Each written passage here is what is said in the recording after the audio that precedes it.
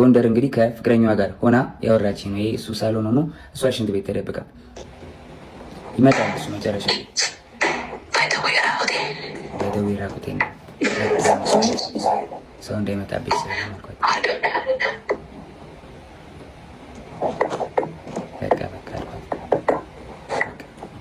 ቻልኩ ዘጋሁት።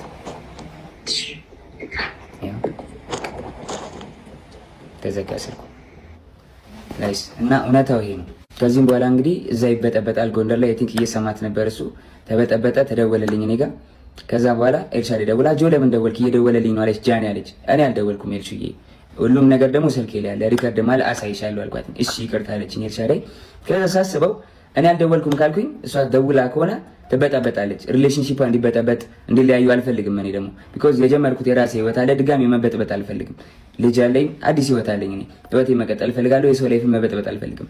ከዛ ደወለች፣ እሱም እየሰማህ ነው ምንድን ነው አለችኝ። መበጥበጥ ስላልፈለኩ ውክልና ሰጥቻታለሁ። የባንኪን መኪና የገዛች ጊዜ 1 ሚሊዮን ብር ሰጥቻት ነበር። እስር ቤት በነበርኩበት ሰዓት ትራንስፈር ማድረግ ስለማልችል 1 ሚሊዮን ብር ከባንኬ ላይ ውክልና ሰጥቻት እንትን ብላ ነበርና ውክልናው አልተነሳም። ጃኒ አይ በቃ ውክልናው እንድታነሽልኝ ነው ብዬ ዘጋሁት ስልኩን ማለት ነው።